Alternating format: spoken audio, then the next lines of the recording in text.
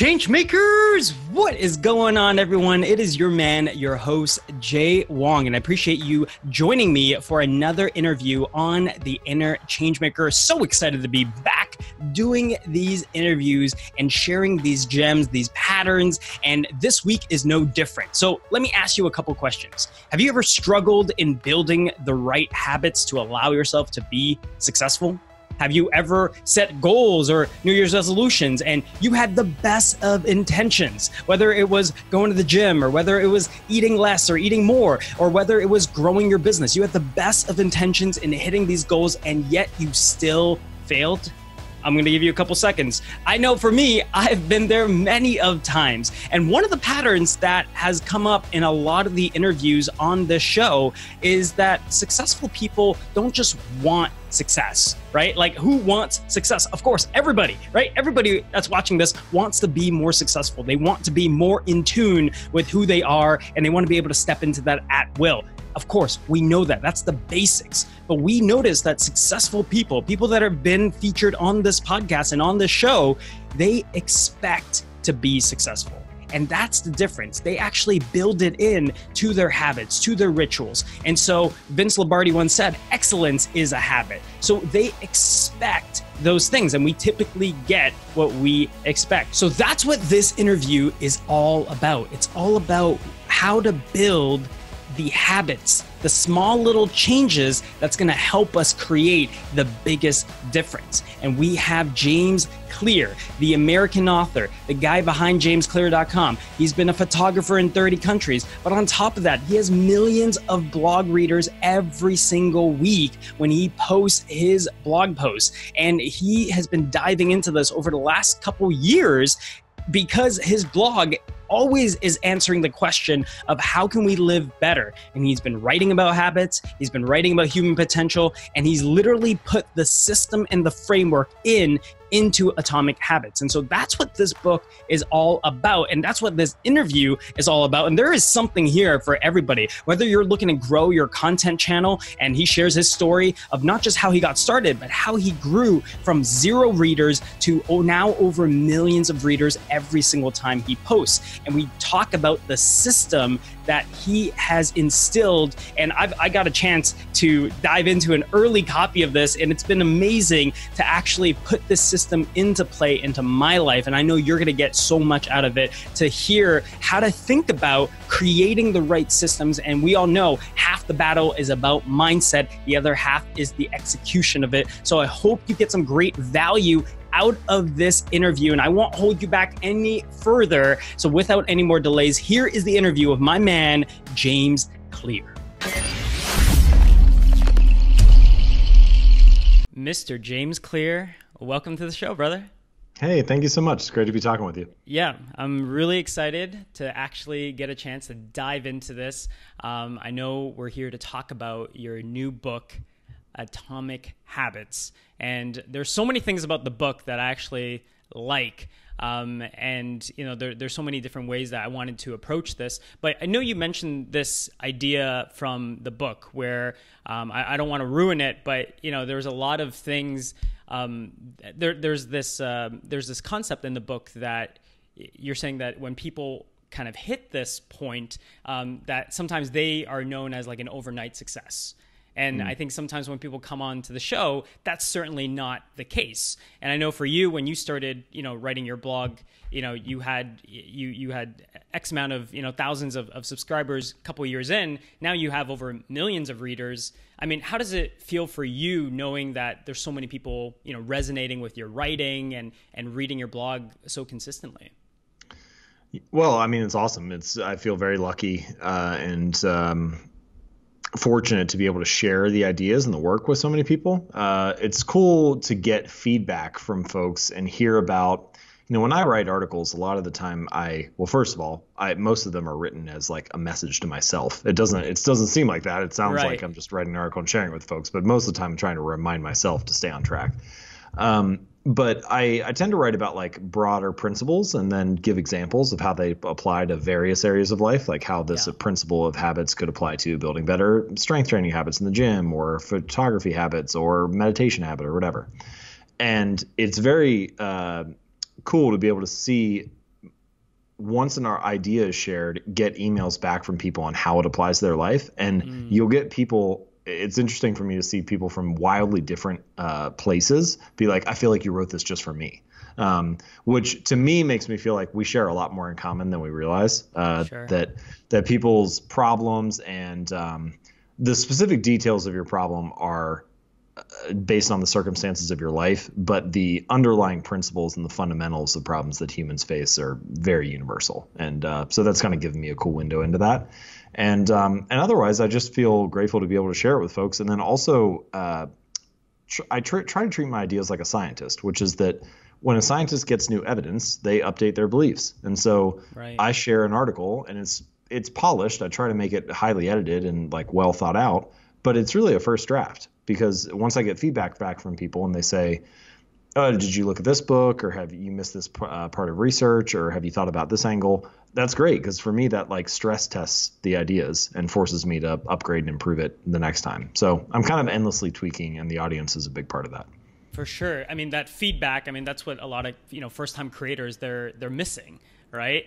And so I'm kind of curious for you, how intentional, like when you started writing, I mean, now, you're coming out with your very first book, right? And, we're just talking a little offline about, the tour and everything that you have lined up.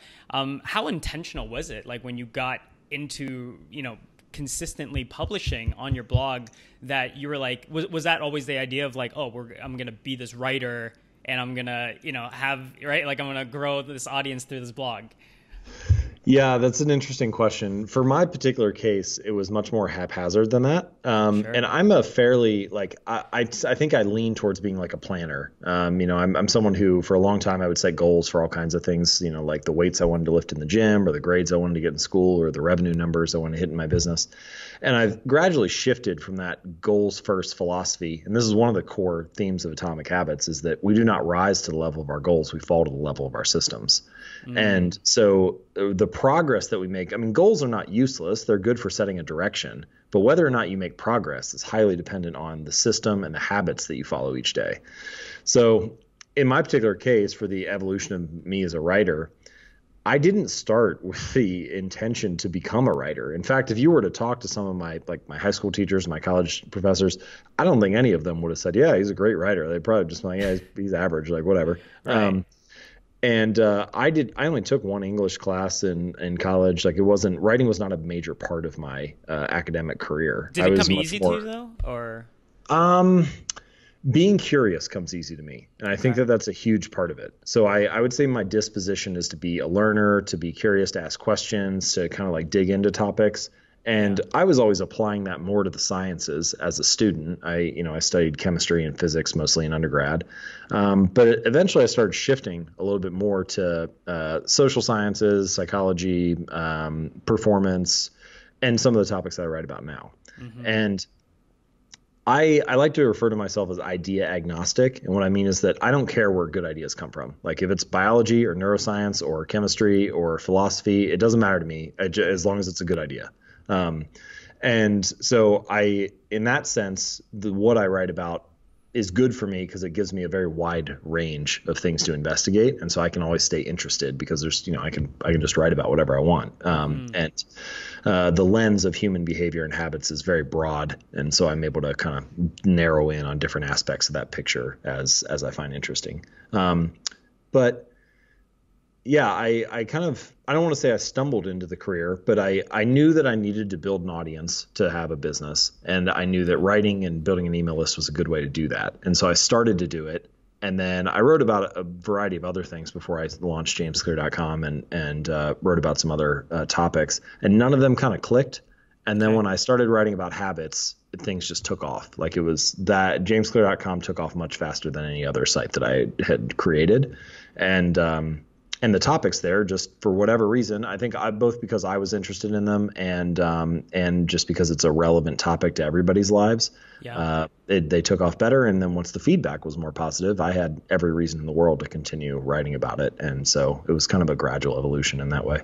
And a lot of times you've written about so many things, right? From like intermittent fasting to lifting weights to, mental health to goal setting to habits, right? And as I look through like your article lists, I could see, different points of that. And I could see obviously, in reading the book, there's some of the, concepts that you refer back to. What were some of the like sites that you tried beforehand, like before jamesclear.com essentially became the vehicle for you? Yeah, I was just telling someone the other day, I feel like the trend of my career has gradually been up and to the right, but at any point, if you would have caught me, the arrow is pointing in a wildly different direction, like depending on where I'm at and what I'm interested in and whatever. So, but gradually things continue to move and improve. So I've been an entrepreneur for 8 years. JamesClear.com will be 6 years old in November. So the first 2 years were kind of that period where I was experimenting with different ideas and trying things out. Now I refer to it as the period where I incubated my skill set. But basically the idea is I had no idea what I was doing early on. And so I had to just try a variety of things and also teach myself new skills. Like this is true for pretty much any entrepreneur. There's like a startup cost to the beginning of a project because there are all these like one-time things that you have to do that you don't need to do again. Like I had to teach myself how to code. So suddenly I'm like a web designer. I'm not actually a web designer, but I had to learn how to do a serviceable job at that so that I could have a site. Yeah. And then I had to learn what is an email list and how you set that up. And then, how to write good copy for email pop-up forms or for, a blog post title or whatever. So now I'm a copywriter, even though I'm not actually that, but I have to be for the business. Right. And entrepreneurship kind of forces you into all these little nooks and crannies that you're not that thing, but you need to be at least to a serviceable degree to have your business. So there was a lot of that going on for me in the first 2 years. A good piece of advice I got early on was to try things until something comes easily. And so I kind of explored broadly in the beginning. And then once I found something, in this case, habits, that was a topic that went well, then I decided to focus on that more. And I didn't know this at the time, but that strategy is actually called the explore exploit trade-off. And it applies to a lot of different areas of life. So if you think about building a career, the idea is early on, you should explore broadly and try a variety of different options, business ideas, careers, whatever it happens to be for your particular path you want to walk, roles and positions within the same company. And then after you have that period of exploration, maybe it's 3 years, maybe it's 5, maybe it's 10, you still have a long timeline for the rest of your career. And so then you should start to exploit whatever the best option is that you found so far. And the same kind of principle can be applied on a smaller time scale, which is if you're working on like a project and you're trying to figure out the best way to do it, early on, you should explore and try a variety of different ways of getting the work done. But as you get closer to the deadline, you're running out of time. And so now you need to exploit and just implement the best solution that you have so far and get some results.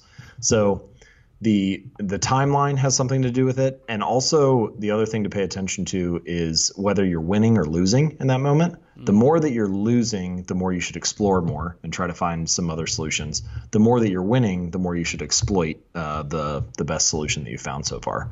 So anyway, I kind of, without knowing it, I started to employ some of that strategy early on. And I explored broadly and tried some website ideas. Like I had one site. My very first idea was creating an iPhone app, which was bigger at the time than it is now. I mean, iPhone apps are still quite popular, but it was like a hot new way to build a business then. So I think I spent $1,700 getting that app designed, or $1,600. And to this day, it has made like $17 or $19. So that didn't work out as well.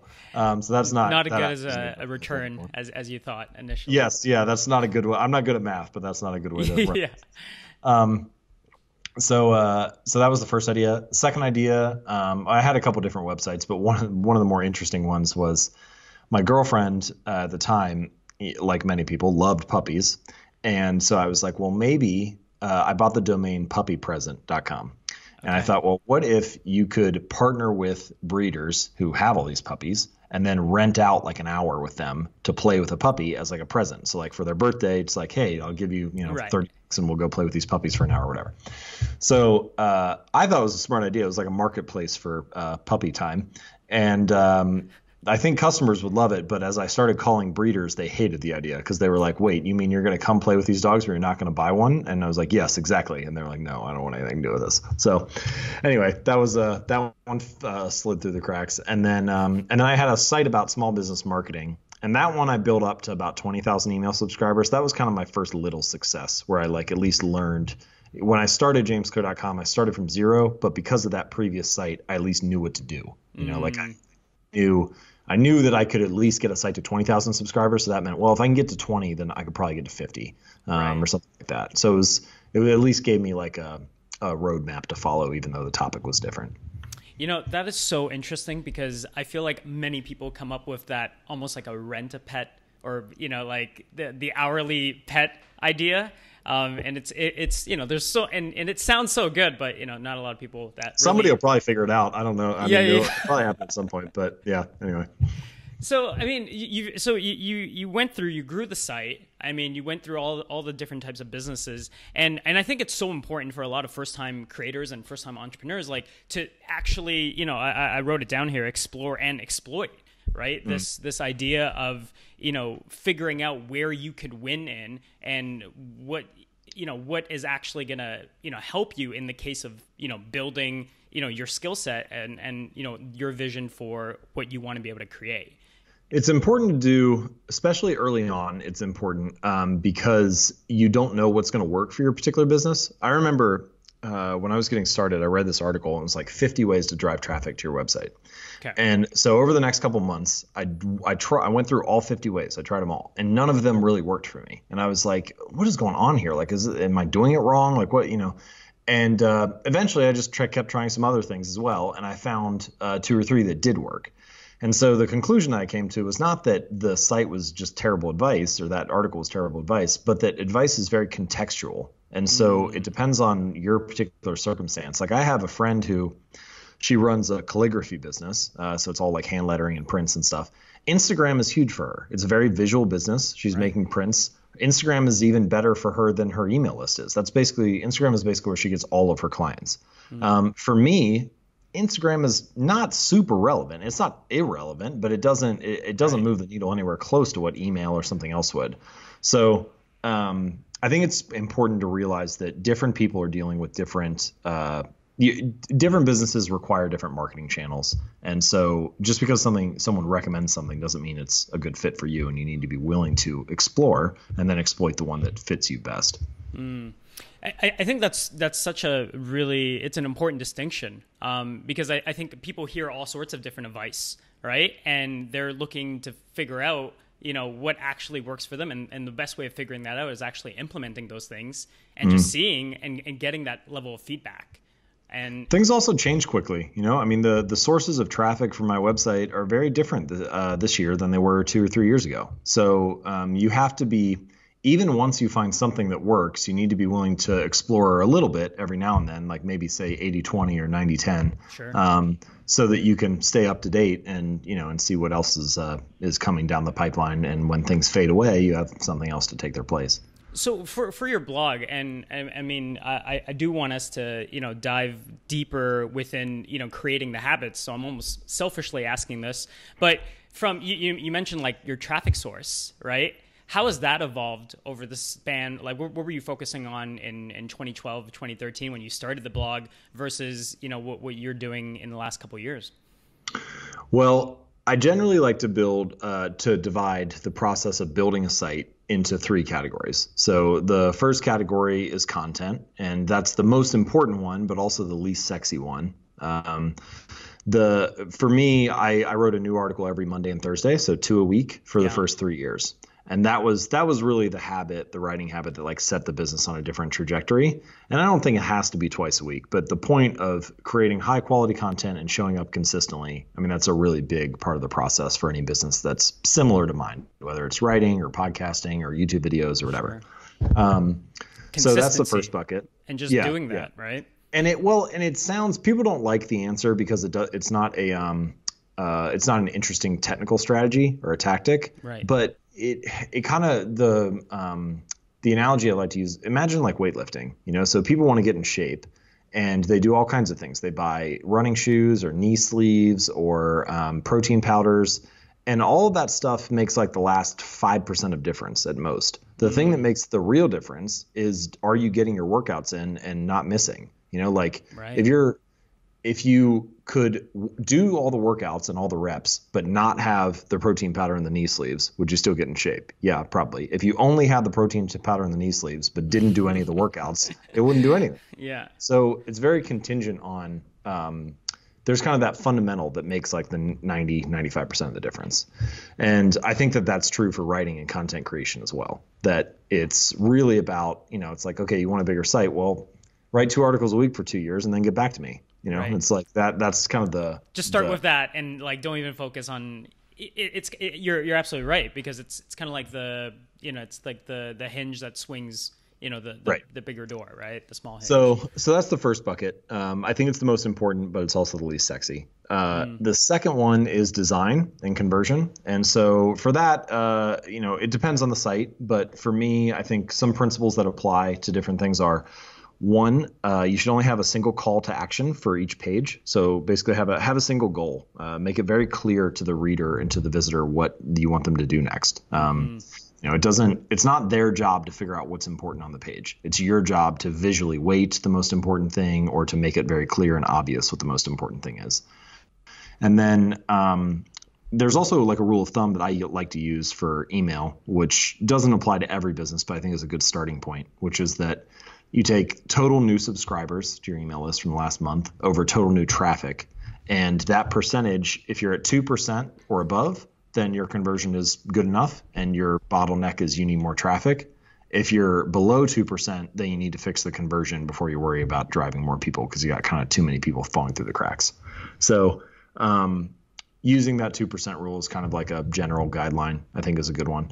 Again, it varies by the business. Like my personal one, we shoot for 3%, but that has changed as traffic has changed. So when I had less traffic, 100,000 or 500,000 visitors a month, I could get like 4 or 5% conversion. But once you get up over and get into the millions, then it's hard. Like some months now, if we get 2.7 or 2.8, then that's good. So it just kind of depends there. But so that's the second bucket, is design. And then the third bucket is traffic. And, that can come from a variety of areas: social, search, things like that. My business tends to not, for whatever reason, not be that heavy social. So I have friends who they'll get 40% of their traffic from Facebook or something, but it doesn't work that way for me. We get like 20% from social in total, and then Facebook is the largest like chunk of that. And then the third category of traffic is partnerships. So things like Time or Entrepreneur Magazine or Fast Company or Forbes or whatever. So working with companies like that has helped drive a fair number of conversions as well. And again, traffic sources are going to be dependent on your circumstances. But I think if you try to master those 3 buckets, you'll be in good shape. Yeah, that's probably a different category and a different mini book in itself. But you said something there that I know you touch on in the book, which I thought was really interesting. You said for the first 3 years you wrote every Monday, or you published an article every Monday and Thursday, and you just kept at that. And I know in the book you talk so much about identity being a huge catalyst in actually changing your habits. How much of those 3 years, did that kind of enforce the identity of, being a writer and being this blogger with these people with you, if you didn't come with that intention initially when you kind of started the whole site? I think it's a good question. So this is one reason why I feel habits are so important. It's true that habits can deliver results. They can help you be more productive, or to lose weight, or to reduce stress, or make more money. Yeah. And that's all true. And those are all great things that habits can provide. But the real reason that habits matter so much is that they help inform your sense of self. They help provide evidence of your desired identity. So they give you a reason to believe something about yourself. So in this example, what you're really saying is, yeah, by writing every Monday and Thursday, I was embodying the identity of what it meant to be a writer. And the same thing is true for pretty much any habit. Whenever you make your bed, you embody the identity of someone who is clean and organized. Whenever you study for 20 minutes, you embody the identity of someone who is studious. Whenever you go to the gym, you embody the identity of someone who is fit. And so your habits are really the way that you provide evidence to yourself that this is who I am. And I think this is actually more powerful than sometimes people will say things like fake it till you make it or something like that. Sure. But fake it till you make it is asking you to believe something that you don't have evidence for. It's saying, but you should just tell yourself that you're this thing. Right. But habits provide evidence that you are that kind of person. It's almost like every action you take is a vote for the type of person that you want to become. And as you start casting votes, you build up and accumulate this evidence for who you are. And the more votes that you cast and the larger that pile of evidence becomes, the greater the reason you have to believe that about yourself. And that's a very empowering place to be, because once you adopt an identity, it's like, it's one thing to say, I want this, but it's something very different to say, I am this. And once you believe that, you're not even really pursuing behavior change anymore. You're just acting in alignment with the type of person that you already believe that you are. And so I think the most effective way to do that, to upgrade and expand your identity, to develop this new sense of self-image, to become confident in yourself in a certain area of life, is to focus on small habits that cast a vote for that identity. And as you continue to repeat that habit, you build up evidence of it and you start to believe it about yourself. Mm. And I guess I imagine writing all the different blogs around health and weightlifting and just different aspects of your life. You have to kind of figure out these habits to be successful in each and everything. And it's not just applicable to one area, but I guess you found it to be applicable to all areas. Was that part of the reason why you wanted to release a book completely on habits? Was that part of the why?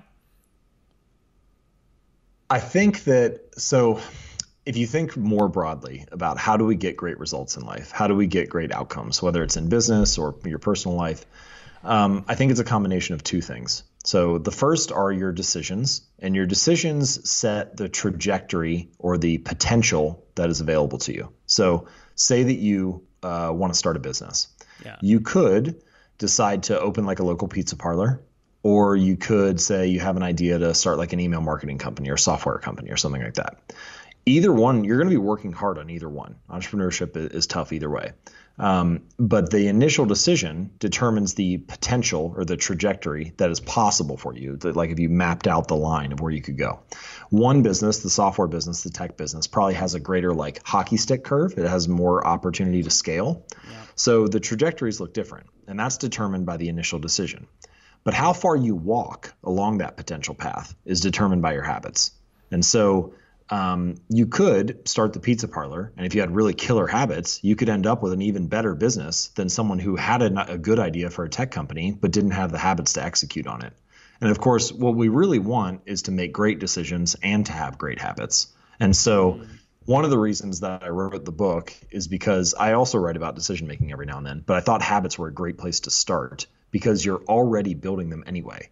Like everyone has habits, and whether or not in a sense, your habits are like the method that you use to solve the problems you face throughout life. So like you say, for example, you get home from work each day and you're feeling a little bit exhausted and tired. Yeah. And so one person might deal with that stress by going for a run for 10 minutes. Another person deals with that stress by playing video games for an hour. A third person deals with that stress by biting their nails or smoking a cigarette. And all of these things could become a habitual response to the problem that you face, which is you feel stressed and tired after work. But the original habit that you build is not necessarily the optimal habit for that particular circumstance. And once you realize that, you start to ask yourself this question like, okay, well, can I design more optimal habits to deal with the problems that I face each day? And I think that those two things, that habits are the solutions to the recurring problems that we face, and you can design them so that they're more effective and more optimal.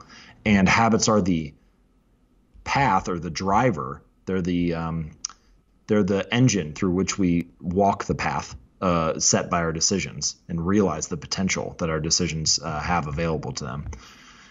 Those two things are two of the core reasons why I wrote the book, because I feel like people need to have the ability to design better solutions to the problems they face and to realize the potential of the decisions that they make. Yeah, I mean, I think, in reading your book, I was telling you off record on this, that there's just so many different concepts in different areas that I love about it. One of them is that there's the 4 laws that you laid out there in terms of behavioral change, and you really just break down habits in a way that I think, people could understand. But another one that I think is, that you're highlighting on is, and I've seen you talk, or I've heard you talk about this, which is the idea of the 1%, right? Of getting 1% better. So could you just expand a little bit on, how that even came into your awareness and how you kind of expand on it in Atomic Habits? Well, getting 1% better each day is sort of that's the mantra that you need to take when it comes to building better habits. Yeah. And it's very easy to overlook the influence of any individual habit on a given day. And this is true both for positive habits and negative habits. You could say something like what you choose to have for lunch today. Whether you choose to have a burger and fries or a salad is very easy to overlook on any given day. It doesn't really, the scale doesn't really change at the end of the day. Your body doesn't really look any different in the mirror. You don't really see the impact. It's only 2 or 5 or 10 years later that the full impact of your habits are realized. And so it's kind of this like compounding process over time. And the hallmark of any compounding process is that the greatest returns are delayed. So you don't really see anything in the moment. One of the metaphors I like to use is kind of like the process of getting 1% better every day and building better habits is sort of like the process of melting an ice cube. So, if you're in a cold room, it's 25 degrees or something, you can see your breath. You've got an ice cube sitting on the table, and then you heat it up, 26, 27, 28, 29. Nothing's happened. Still, there's an ice cube on the table, 30, 31. Yeah. And then you get to 32 degrees, and you have this phase transition. Suddenly, the ice cube melts. And it's a 1 degree shift, no different than all the other shifts that came before it, but suddenly you get this different outcome. And a lot of the time, the process of building better habits is like that. You're accumulating these little 1% changes day in and day out. You don't really see anything. You don't feel anything at first. And then suddenly you get to this phase transition where everything starts happening a little bit easier. And I like to refer to that period there as kind of the plateau of latent potential. There's sort of this gap there between your effort and your outcomes. And you need something to be able to get you through that plateau, because you're not really complaining about working for like 3 or 6 months or a year and not getting the results you want is sort of like complaining about heating an ice cube from like 25 to 31 degrees and it not melting yet. Like the work was not wasted. It's just being stored. And so you just need to continue to work until you can release all of that potential that you've been building up. Well, I live in Canada, so I kind of resonate with the whole, being hyper cold and trying to keep ourselves warm. One of my favorite lines from the book was I literally copied and pasted and just had it here, is habits are the compound interests of self-improvement. Like I was reading about myself, I was like, man, James Clear just dropped the mic through the book. Well, the same way that, the most common example of compound interest is finance, right? You're saving for retirement year in and year out. It doesn't really seem like a whole lot. And then you get to the last 10 years before retirement and you get this hockey stick growth and, everything's compounding and growing real quickly. And habits are very similar in that way. The same way I just mentioned, like the weight example where, you eat something different, but the scale doesn't change. But you turn around 10 years later and you're like, I gained 60 pounds. Like what happened? And the same way that money can multiply through compound interest, the effects of your habits multiply across time. So, in that way, habits are sort of like a double-edged sword. They can either work for you or against you. And time will it will multiply whatever you feed it. Time is like this unit. And if you feed it a 1% improvement each day, then it will multiply that. And if you feed it a 1% decline each day, it will multiply that. And so good habits make time your ally. They allow it to work for you and compound with you. Bad habits make time your enemy. And so one of the keys of building, one of the reasons we need to understand how habits work and how to design them is so you can design them to your liking and sort of avoid the dangerous half of the blade with this double-edged sword. You can make sure that it's working for you rather than cutting you down. Mm-hmm. So would it be fair to say that, on the podcast, we always, there's tons of, we have tons of listeners and people always asking, well, what's like the one, just give me like the one thing, right? Just give me like the one thing to focus on, the one, concept that I can implement today, right? Maybe someone's listening to this is like, okay, this sounds great. I totally buy into habits are, like that's where I need to focus on. But what you're saying is really, it's a combination of all the little things that you do. Mm. right? Well, so you can look at it in both ways. One of the reasons that I chose there were three reasons I chose the word atomic. So the first is that and it has multiple meanings. The first is that the word atomic can mean like atom, so very tiny or small. Right. And I do think that habits should be small and easy to do. That's like a core piece of my philosophy. Sure. The second reason that I chose it is that the word atomic can mean the fundamental unit of a larger system. So atoms build into molecules, molecules build into compounds, and so on. And this gets to the point you're making right here, which is that it's not, I think I say this in the conclusion to Atomic Habits, the holy grail of habit change is not a single 1% improvement. It's 1,000 of them. It's all these little changes that are these fundamental units of a larger system that are all kind of layered together and organized towards this ultimate goal. It's kind of like each little change you make, each 1% improvement you make is like adding a grain of sand to one side of the scale. And eventually it starts to tip in your favor. So that's the second reason. The third reason, though, is that the word atomic can also mean the source of immense energy or power. So, and I think that kind of encapsulates the arc of the book, which is that if you make small and easy changes, 1% improvements, and you layer them on top of each other so that they're the fundamental units of a larger system, then eventually you can get some really incredible results as the outcome. And so in that way, it kind of like shows the full arc of my philosophy of like small habits, but not just a single habit, rather a collection or a system of them all organized towards the same goal and eventually leading to a remarkable result. Yeah. Well, no, I think it's really important, I think, for all listeners and people that are watching this to understand that, because I know in even in the first couple of chapters of the book, you talk about what I thought was like what requires a bit of a mindset shift was, you know, the idea of the difference of setting goals versus building an actual system, right? And you know, it's funny because I think there's a lot of high performers. There's a lot of people that just understand how to achieve a thing, you know, whether it's making money or getting good grades or, you know, going on X amount of dates or whatever it is. People are good at that. But I love the distinction. I'd love for you to kind of share a little bit and expand on that in terms of the difference of not just necessarily achieving, but also having that in a system to create the repeated effects of that. Well, if you think about it, whatever your current results are in life, whatever you're getting right now, your current system, your current habits are perfectly designed to deliver your current results. That's why you have them. In a sense, your current results are just your results are like a lagging measure of your habits. You know, like if your weight is a lagging measure of your eating habits, your bank account is a lagging measure of your financial habits, your the clutter in your office or in your room is a lagging measure of your cleaning habits. Like the results that you have are not.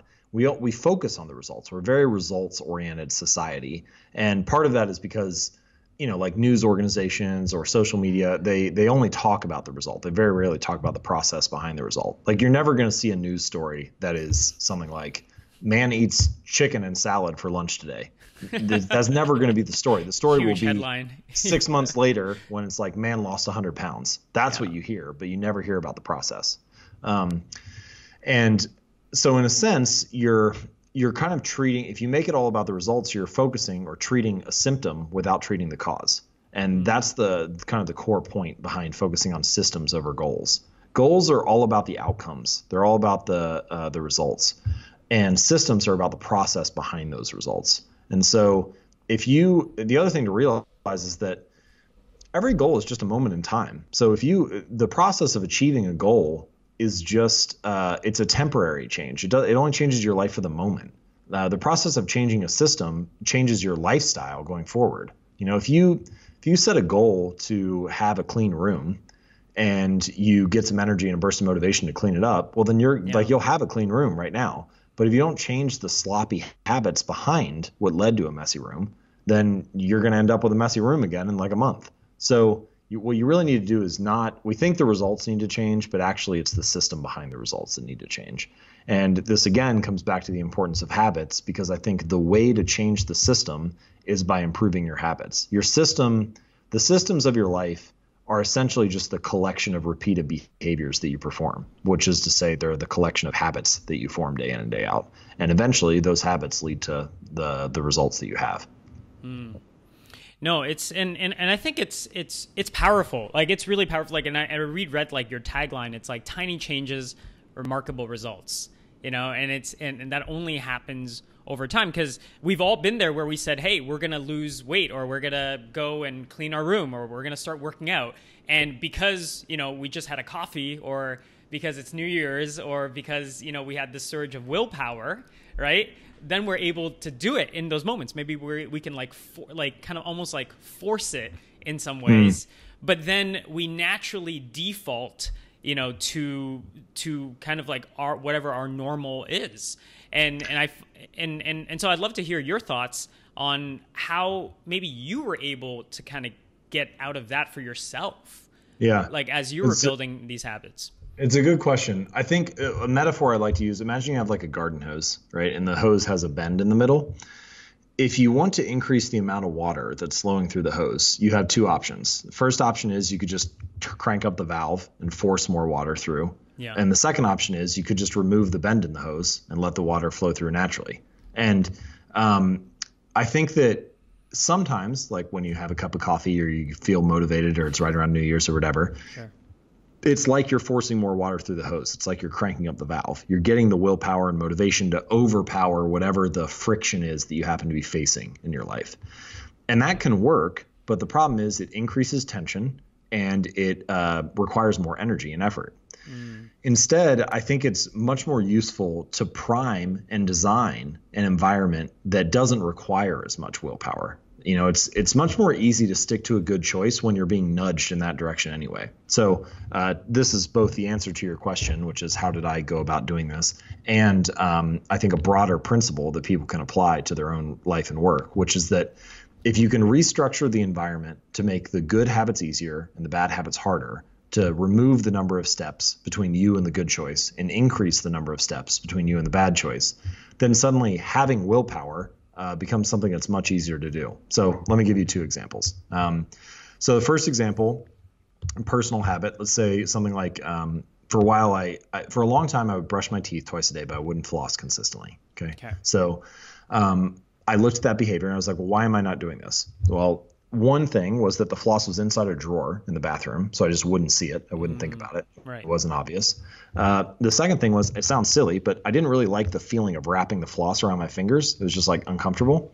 So I bought some of the pre-made flossers and I got a little bowl and I put the flossers in it and put it right next to my toothbrush. So now I brush my teeth, put the toothbrush down, pick a flosser up. It's obvious. It's easy. It's right there in front of me. And so just by changing the environment, that really honestly was all I had to do. Now I've been doing that twice a day for years. That was really the only change I had to make. It was just it was an environment issue. I wasn't remembering it. It wasn't easy enough. Right. You got to make it obvious, right? Right, exactly. And these are two of you mentioned earlier, 4 laws of behavior change. 2 of them are make it obvious and make it easy. And both of those were employed in this particular case. Nice. On the other side, you could use the same principle of environment design for breaking a bad habit. Like a lot of people feel like they play too many video games, they watch too much television or Netflix or something like that, watch too much screen time. So if you walk into pretty much any living room, where do all the couches and chairs face? They all face the television. So it's like, what is this room designed to get you to do? It's designed to get you to watch TV.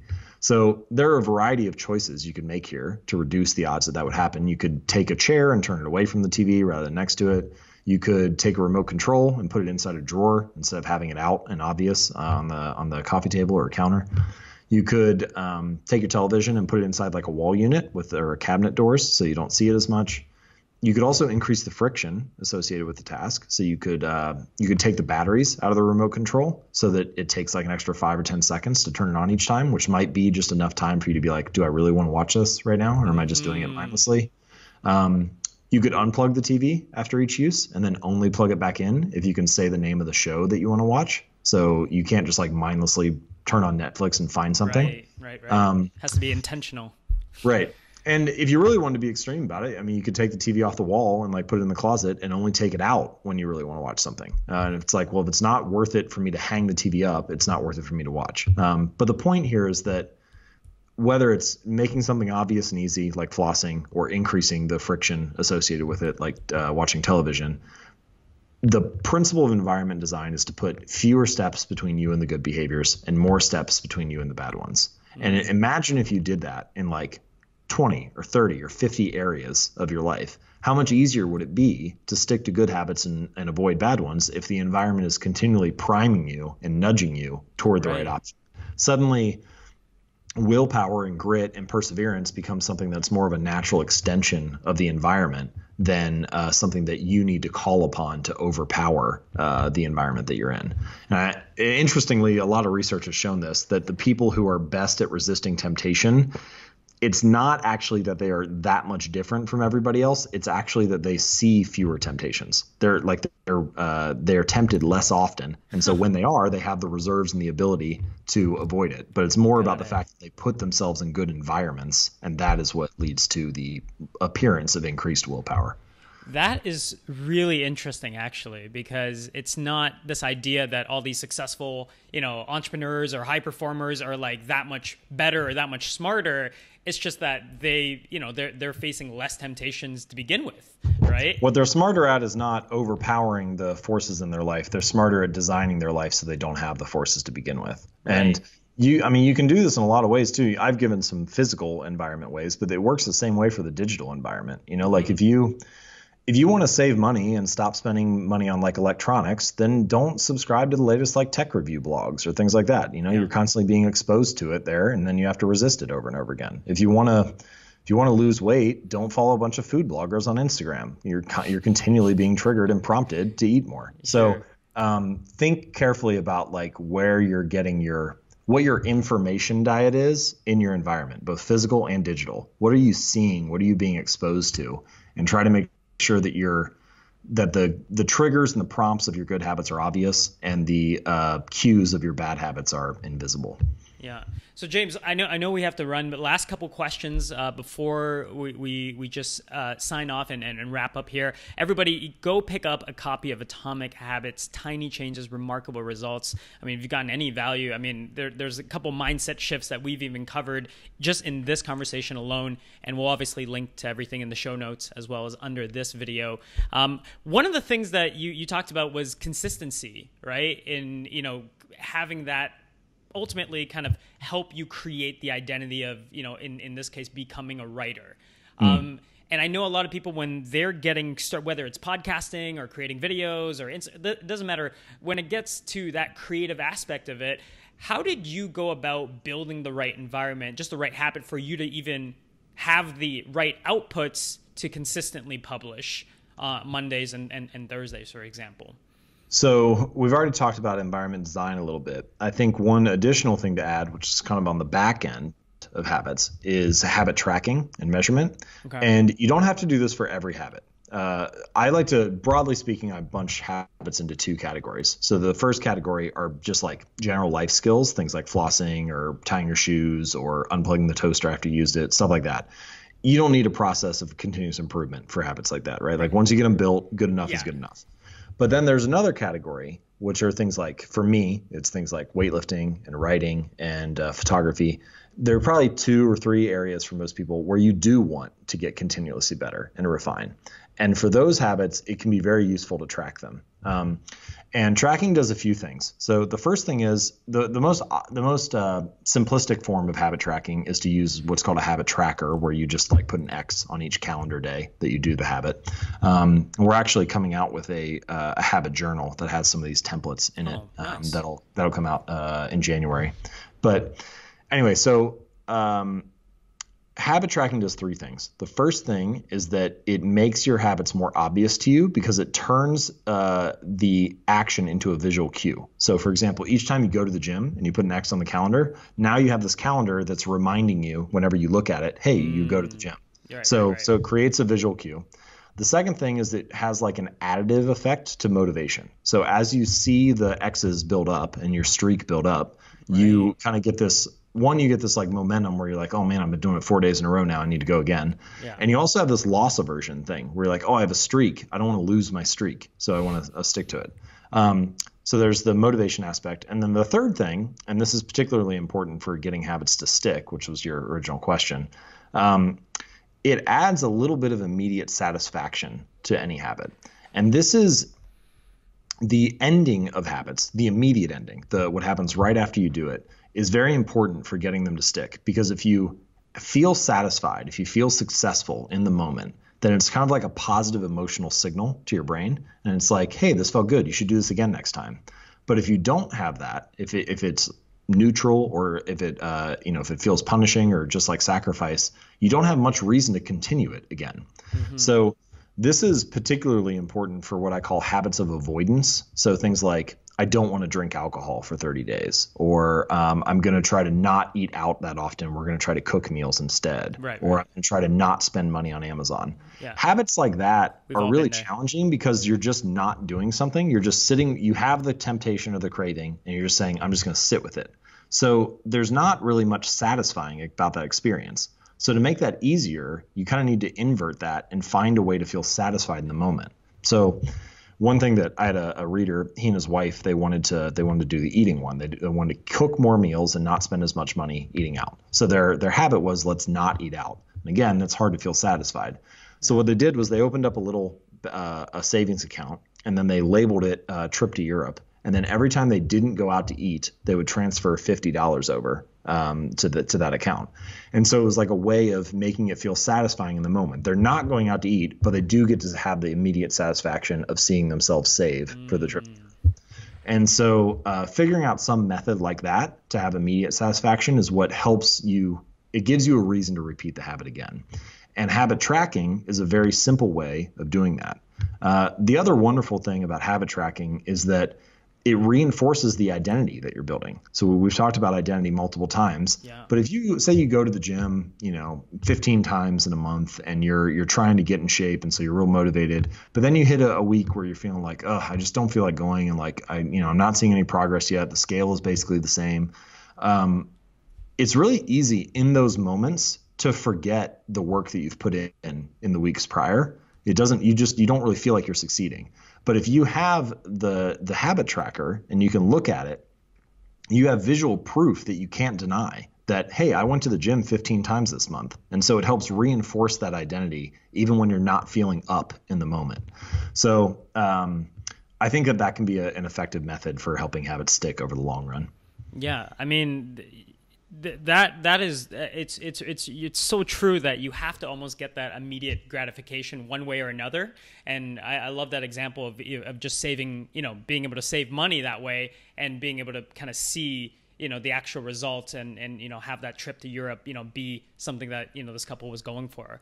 It's worth noting, because it ties in with the rest of the conversation that we had, is that the ultimate form of immediate gratification or immediate satisfaction with a habit is the reinforcement of your desired identity. Because if you feel like, if you're trying to become the type of person who doesn't miss workouts, as soon as you go to the gym, you get the immediate satisfaction of being that person. Now, sometimes people find that hard to latch onto early on, which is why it can be useful to have additional reinforcements like saving money in the account or things like that. But once you've adopted that identity, it's a very powerful place, because, sometimes, like, I love working out now. It's a very big part of my life. And someone might look at that from the outside and say, oh, he's really good at delaying gratification. Like he'll go to the gym for months before he gets this result. But for me, it doesn't feel like that. What it feels like is I enjoy going to the gym, right? I reinforce my identity. I get to see some friends that are there. I get to move. So it's really, when I'm thinking about it internally, I'm thinking much more about the immediate enjoyment that I get from it.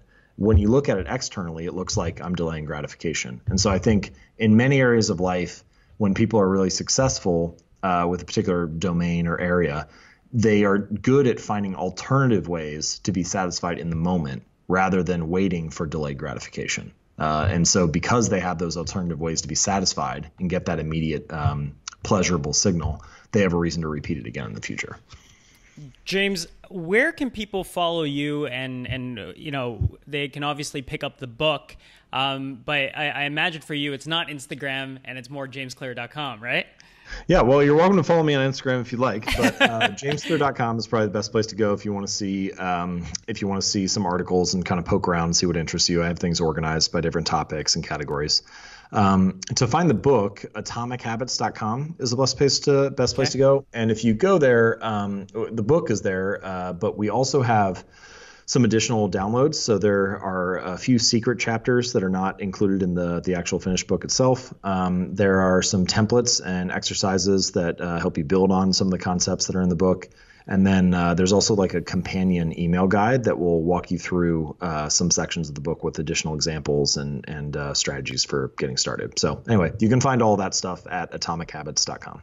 Awesome. And we're going to link to everything down below as well as in the show notes. James, last question, the name of the show, Inner Changemaker. For you, what comes to mind? Any images, any words? What comes to mind when you hear the word changemaker? Well, personally, I usually think of entrepreneurs because that's both the path that I followed, and most of the people who I know who are making really significant changes in the world are a creator or an entrepreneur of some sort. Even if they wouldn't identify as that, doesn't necessarily mean you have to have a business. But I also, I resonate with the general philosophy of your show because I have a personal mantra that I have tried to operate my business around, which is mission over money, basically. Like I try to focus on the values and the identity that we're trying to build rather than optimizing for revenue. And I think that a lot of change makers start with some kind of vision or mission like that, where they say, this is the positive change I want to make in the world. Let me figure out how to make that viable or build a business around it or contribute it to society in some way. So I guess I'll say values first or principles first, entrepreneurs. Nice. Well, James, I want to take a few seconds and just acknowledge you for, all the last few years, the writing and being that mission-driven individual. It's part of the reason why I asked you to come on the show, even when I was just starting out years ago. And I'm really excited that we got a chance to do this collaboration. And I just really appreciate your work. And I know it's making a difference for many of your readers and many of our listeners as well. So thank you so much. Yeah, I appreciate the opportunity. And I'm excited that we had a chance to connect. So thank you again. Awesome, man. We'll talk to you next time. Hey everyone, hope you enjoyed that interview with James Clear. Let me ask you, what was your number one takeaway from the interview? Would love for you to share it in the comments section down below, because we are here to support you in building the right habits so that you could live the life that you want. If you like this video, go ahead and press that like button. If you love the video, go ahead and subscribe to the channel.